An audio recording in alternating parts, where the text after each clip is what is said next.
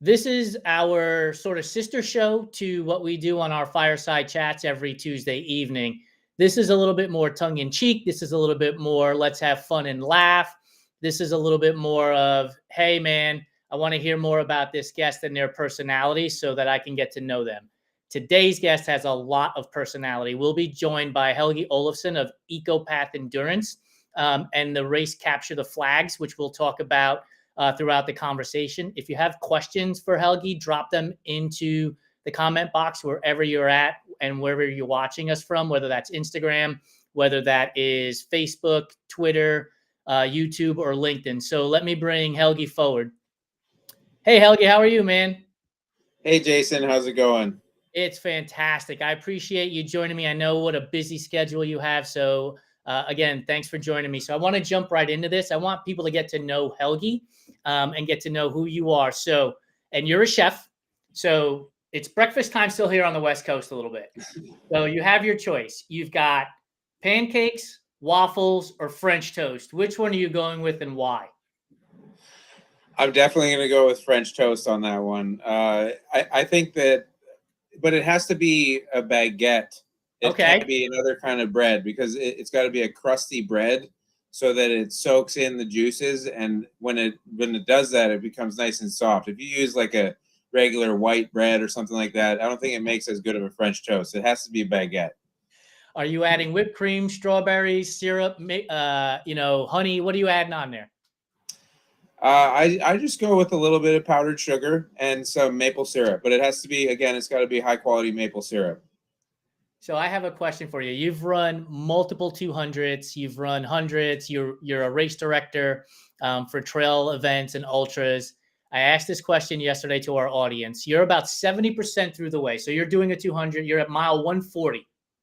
You roll up into an aid station. What is the last thing you want to see at that aid station? Last thing I want to see at that aid station is a fire, because if there's a fire, I'm going to sit down. It actually depends on what time of day it is. If it's during the day, it won't bother me at all. But if it's in the middle of the night when it's freezing cold, I'm going to want to sit down at that fire. And you got to be aware of that chair. You know that. That's true. I when I first got into hundreds, I'll never forget this guy named Troy when I lived in Texas told me, don't ever sit in the holy shit chairs. And I was like, what the hell is a holy shit? I've never done it before, right? I'm like, what's a holy shit chair? He's like, you sit down in that chair 5, 10, 15 minutes later, you try to get up, you're like, holy shit, this is hard. Yeah, not to mention sometimes, another runner will have gotten up from a chair that they accidentally broke, and then you sit down in the chair and all of a sudden go over. So, but you know what? Things like that are great in an ultra because it gives you the chance to laugh and other people the chance to laugh too. And I think that really what gets us through these things is being lighthearted about it and really just having fun. Yeah. So what's your fondest memory? Not the best memory, not the memory that, is the thing that you're like, man, this is amazing. But like your fondest memory of being in an ultra where you're like looking at the person next to you and you're like, I can't believe we're doing this. Yeah. Well, actually my fondest memory isn't something that I've experienced personally, but it's that I've seen other people experience. And I've seen a lot of things, but in my first ultra, which was Moab 240 in 2017, or excuse me, my first 200, there was a buddy of mine named Ryan Lang, and he was racing. We were at the Hamburger Rock aid station, which doesn't exist anymore. Now it's Indian Creek. It was mile 50-ish that year. And I remember that Ryan had his dad as his crew. And he was in an argument with his dad in the middle of the night. And we were both in the same place in the race, both having struggles. It was our first 200. And I remember telling these two guys, like, hey, don't forget, you guys, you love each other, like we're doing this together. Like, let's get through this. And it just seemed like the two of them like realized that was really what was going on. And by the end of the race, it was just like so much more enjoyable for both of them. And they really had a great time. His dad supports him in all of his races, and his mom does too, I believe. But it's just nice to see other people work through things. And, you know, personally, I've worked through lots of different things, but for me, it's about seeing other people experience the joy that I experience when I'm out there. That's a bit different than the father-son story, I'll tell you. So I was at Rocky Raccoon. It was a 100-miler. And I don't know, we're heading towards the Damnation aid station that you hit twice on every loop. And this is like mile 70 or 80 at this point. And I come upon this guy, and he's got no headlamp. He's got no vest. He's got nothing. Like, and I'm like, where is this guy going? Like, why is he out here? And he's like, you mind if I run with you and my pacer as well for a little while? And I was like, yeah, sure. But we can't wait for you. Like, we're racing. And he's like, no, don't worry about it. I'm supposed to be pacing my son. I was like, oh, where is he? In the woods? Like, maybe he's, crapping in the woods. And he's like, oh, no, he's way ahead of me. He couldn't keep up with his son. His son was like blazing a trail, but he had nothing. And I was like, all right, well, you can hang out with us for like the next half mile till we get to the aid station, and then you're on your own. And I never saw him again. But I don't think that conversation that you saw was one that was happening with them, because this kid just left him in the middle of the forest.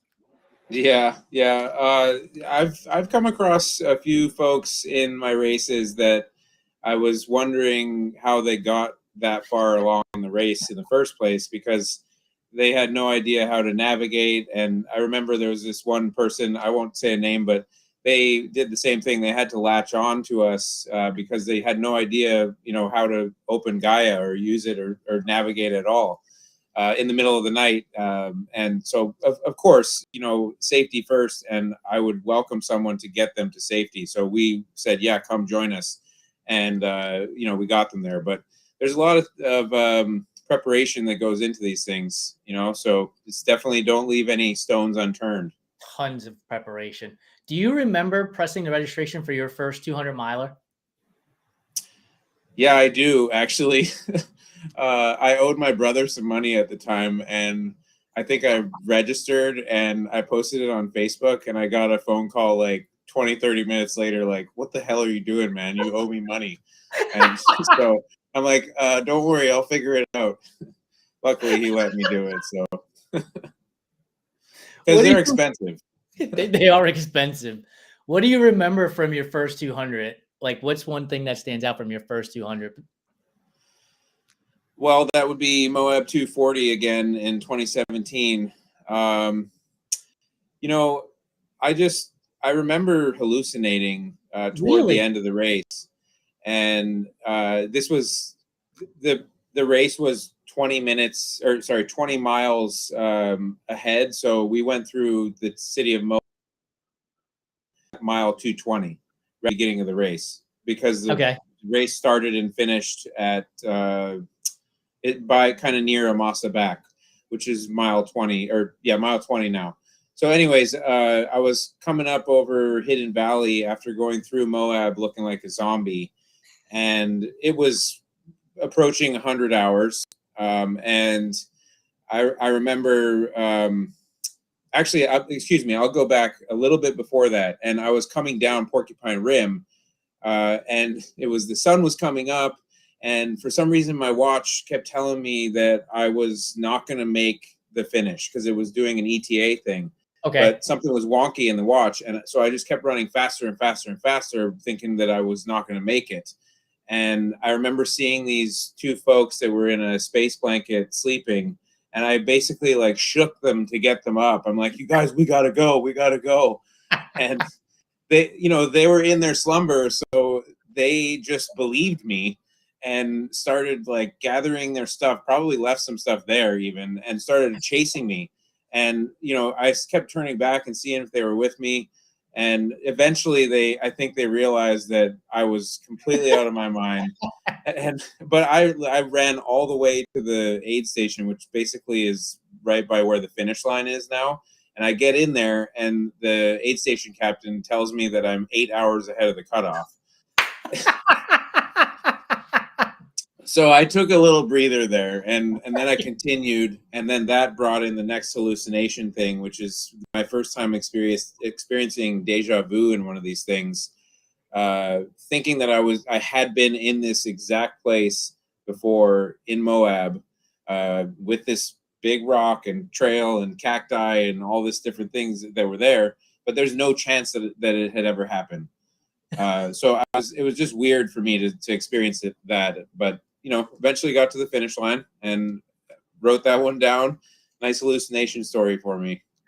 That's awesome. I have a hallucination story, but it wasn't during any of my own races. I actually was pacing Lori at her first 100 at Blue, and it's a 2-mile loop that you do 50 times.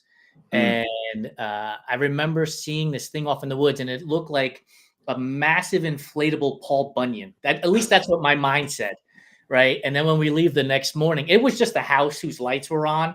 But every time we went around that section, I was like, man, look at that. It's a fucking huge inflatable Paul Bunyan. Like, where do you find it? How much did you pay for it? Like, all of these thoughts going through my head throughout the rest of that race. It was crazy.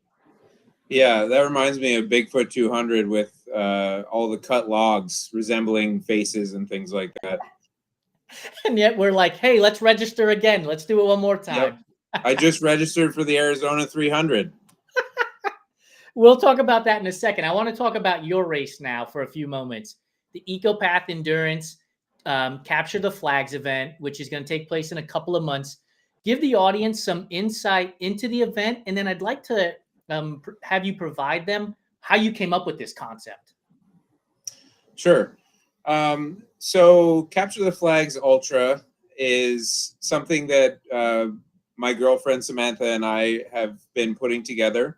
And I know you alluded to, me being a race director, and I would rather call myself an adventure director. Okay. Just because, we're new in the game, and we don't want to, try to have competition with folks who have been doing this for a long time. We want to be humble about what we're doing and offer an experience just like you folks offering, a place for everyone at the start line. We feel that our events are accessible to all levels of runner, and we want to create experiences where we can foster the future of ultra running, and that means including everybody. So Capture the Flags Ultra, the full course is 55 miles with 17,500 feet of gain, which may seem daunting, but we break it down into 7 different routes. And Okay. so all of those routes go out and come back to the same location. The difference with this format is that our routes can be chosen at random by the runner within the time limit, which is a 6-hour or 12-hour, depending on how they register. And so the choices that one runner makes to go for a certain route may impact the choice that another runner makes. So it's kind of an organically unfolding experience. And each runner is on either, say, the blue team or the red team. There's 2 teams. And so it's kind of a camaraderie / rivalry situation.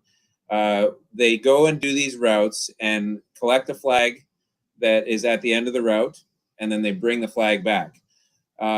It's not your traditional timing system where you run over a mat and you just go that way, because in order for it to be random, we would have to have 7 different timing mats at one location on different routes. And the cool thing about this is that all of the routes share the first about a half mile of the trail that leads to the transition area. So when folks are going out to go for a flag, they'll see their teammates coming back with the flag, or other teammates going out for another flag.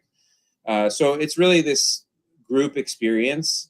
And back in the transition area is a scoreboard that includes the flag. So the runner actually comes back and puts the flag on the scoreboard, and you can see throughout the 12 hours of the game how the score is looking. But the winner does not get determined until the very end. And there's another cool thing with this format where we've created a first flag bonus, and folks can go to whoever gets the first flag from each of these 7 locations back to the transition area will get 1 extra point for themselves and for their team. And so that could be the second or third person that gets to that flag, because it's really not about getting to it first, it's about getting it back to the transition area first.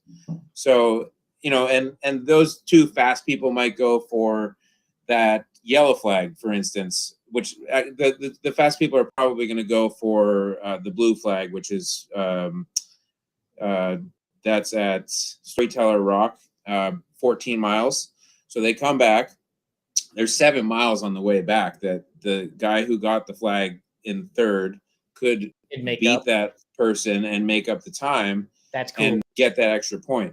So it's just it's a cool format that unfolds organically, and we've played it here in Florida with a group of people, and it was a really fun experience.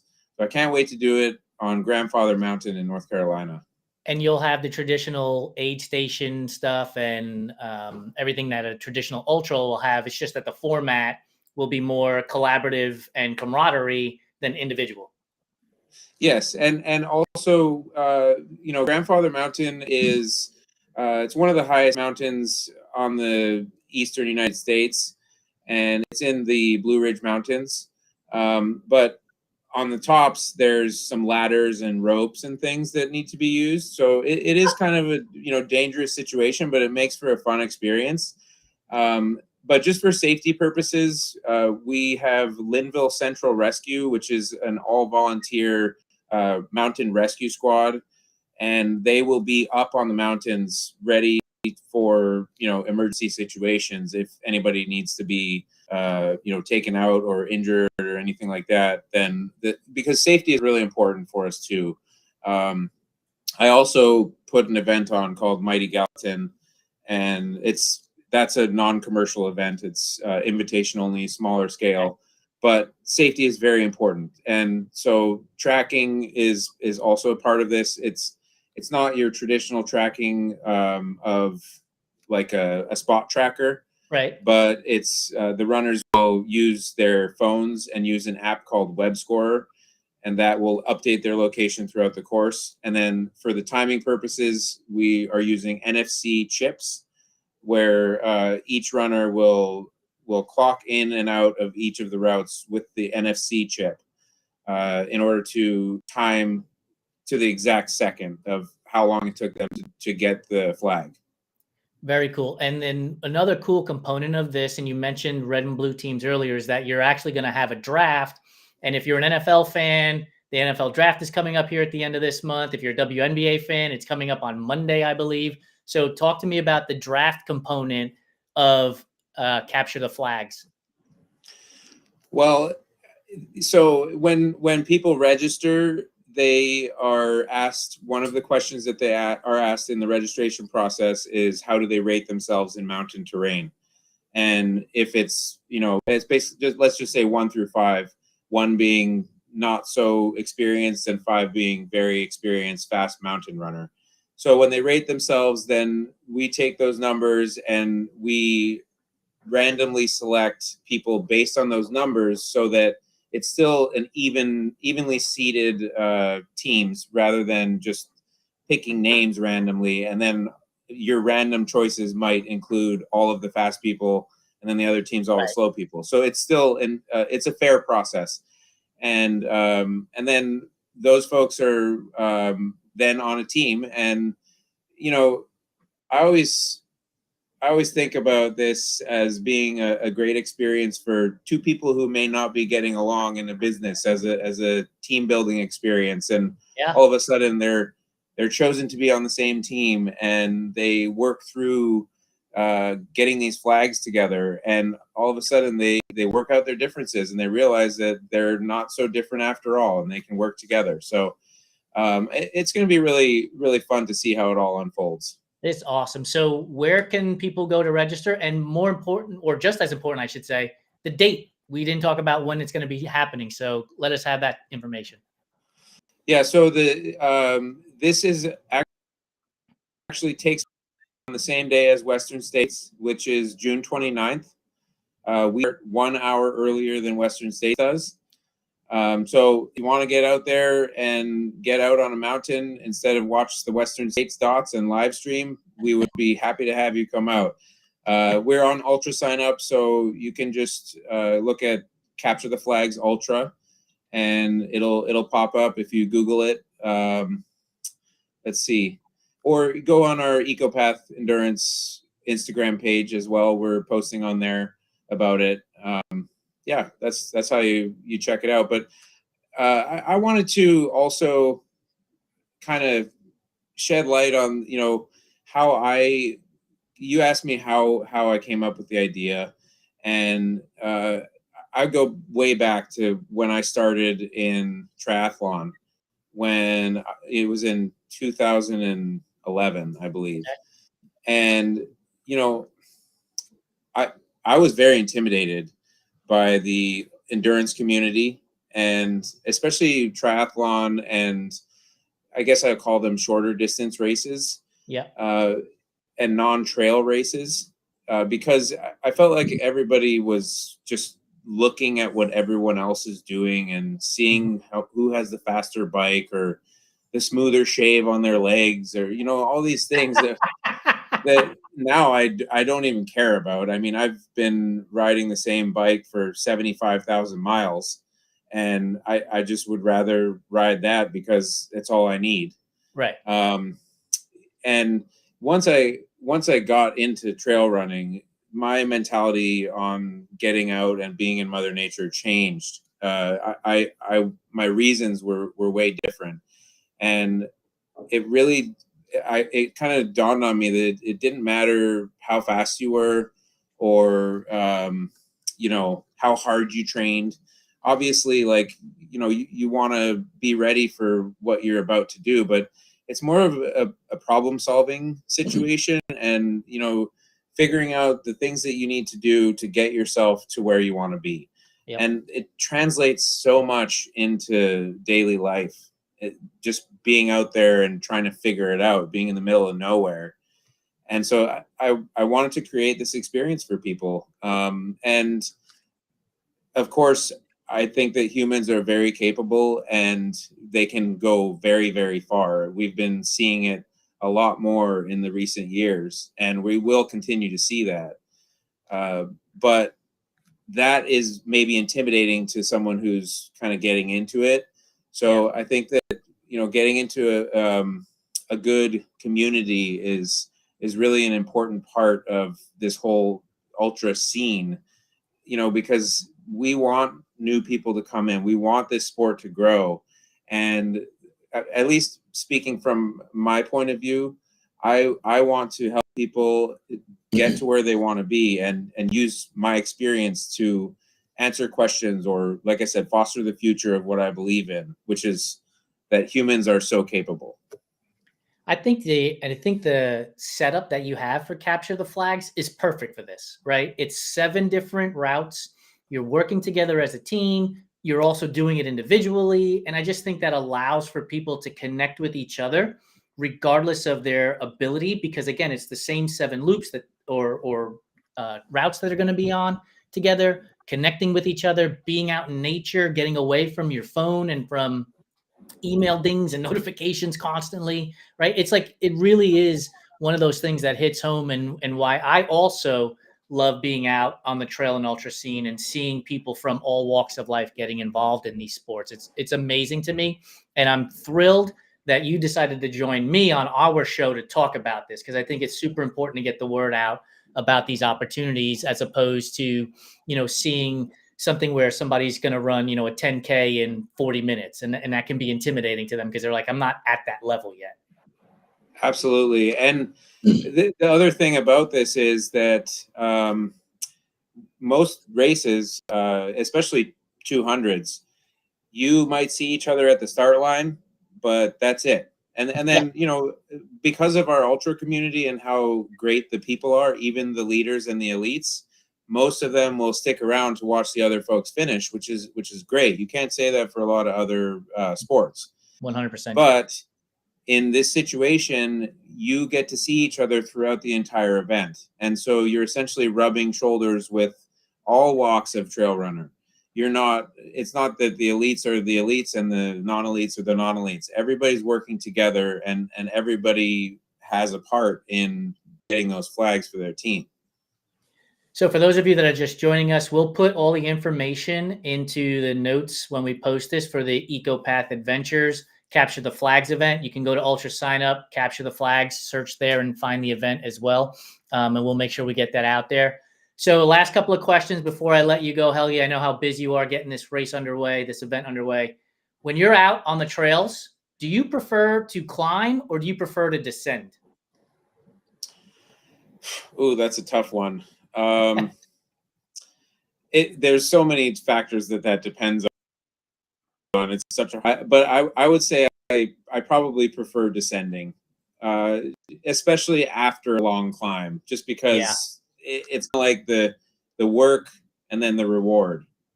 Right. You know, and I'll definitely throw on some tunes for that descent. There you go. So you're a chef, and I asked you about breakfast.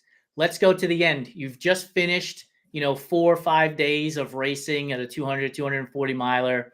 What's the meal that you want to eat when you're done? Maybe not right away, because you might be not as hungry, but like you want to eat a meal, after you've settled down and you're reflecting on your accomplishment. What's that meal consist of?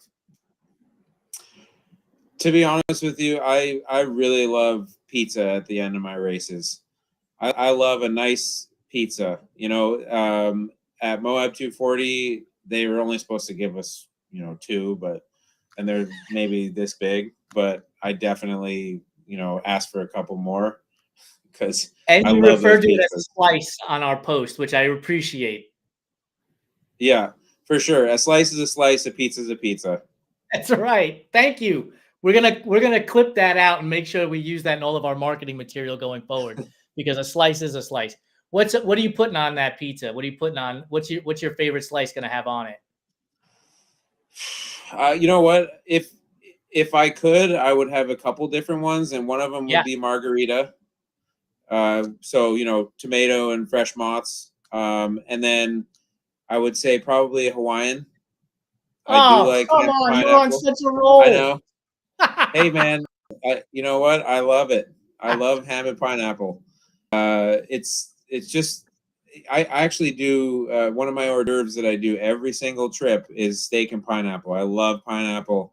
So, well, you don't like pineapple on pizza, but do you like pineapple with steak? Just like a nice piece of steak and nice charred pineapple? I'm vegan, but I do love charred pineapple. Like I really do love pineapple. There's something about it. The acidic juiciness of it all is fantastic. I just don't eat it on pizza. You're 100% correct. There's this restaurant. It's like a Brazilian steakhouse, Chima's or something, and they do the vertical broiler with a whole pineapple and brown sugar and cinnamon. Oh. And they'll come to the table with the sword and just slice off pieces. It's so good. Love it. It sounds fantastic. Well, Helgi, thank you so much for joining me. I'll let you get back to your day, and I know how busy you are. Really appreciate it. For those of you that are joining us, make sure you go check out the Ecopath Endurance Instagram page. Check them out on their website, and then make sure you go to Ultra Sign Up to register for this unique event that includes challenges, but also camaraderie with trail running, ultra running, and just fun all in all. Helgi, thank you very much. We'll chat with you soon. You're welcome. Thanks, Jason.